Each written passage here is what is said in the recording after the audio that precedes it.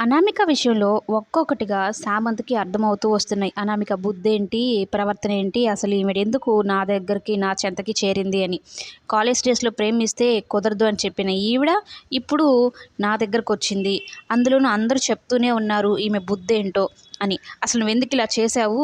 కావ్య వల్లనే కదా ఇప్పుడు నాకు అవార్డనేదొచ్చింది. 10 ఏళ్లుగా నేనెంత కష్టపడుతున్నాను దానికోసం. రాజు ముందు నేను తట్టుకొని అసలు రాలేననుకున్నాను. అటువంటిది కావ్య వల్లనే వచ్చింది. ఇప్పుడు కావ్యకే తెలిసిపోయింది. ఇప్పుడు కావ్య తిరిగి మళ్ళా డిఫెన్స్ వేయడానికొస్తుందా?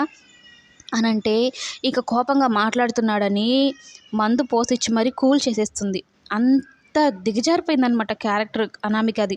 ఇక అసలు ఇది కాదు నాకు హ్యాపీనెస్, కావ్య ఎందుకు రాదు నేను చూస్తాను అన్నట్టు రుద్రానికి ఫోన్ చేసి తన హ్యాపీనెస్‌ని పంచుకుంటుందనమాట.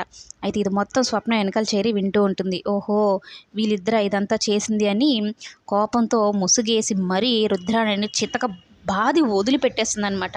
నా చెల్లెలి కాపురమే కూల్చాలని చూస్తావా నువ్వు అంటూ కొట్టుడు కొట్టేసి ఆఖరికి రాహుల్ వచ్చి నిలబడుకో ఉంటాడు. స్వప్న వెళ్ళిపోయి ఉంటుంది.